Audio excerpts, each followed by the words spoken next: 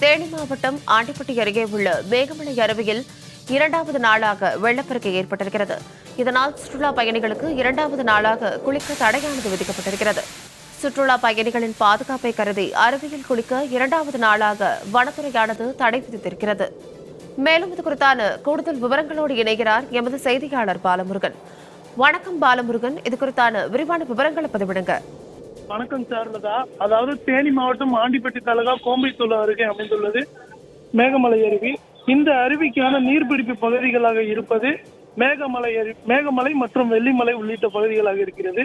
இந்நிலையில் இந்த அருவி பகுதி மற்றும் அதன் நீர்பிடிப்பு பகுதிகளாக இருக்கக்கூடிய மேகமலை, வெள்ளிமலை உள்ளிட்ட பகுதிகளில் கடந்த 2 தினங்களாக தொடர்ச்சியாக பெய்து வரும் கனமழை காரணமாக மேகமலை அருவிக்கான நீர்வரத்து அதிகரித்து 2 தினங்களாகவே மேகமலை அருவியில் வெள்ளப்பெருக்கு ஏற்பட்டுள்ளது.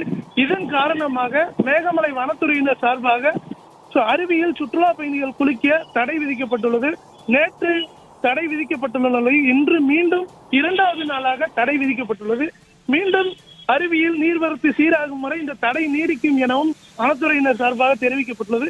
தற்போது பாத்தீங்கன்னா மேகமலை வனத்துறையினர் மேகமலை அருவிக்கு முன்பாக சோதனை சாவடி பகுதியில் தடுப்பு அமைத்து வரும் சுற்றுலா பயணிகளை தடுத்து நிறுத்தி திருப்பி அனுப்பி வரும் காட்சிகளும் நடைபெற்று வருகிறது. அவர்கள் பாதுகாப்பு பணியில் ஈடுபட்டு வருகின்றனர். சாரலதா, விரிவான விவரங்களுக்கு நன்றி பாலமுருகன்.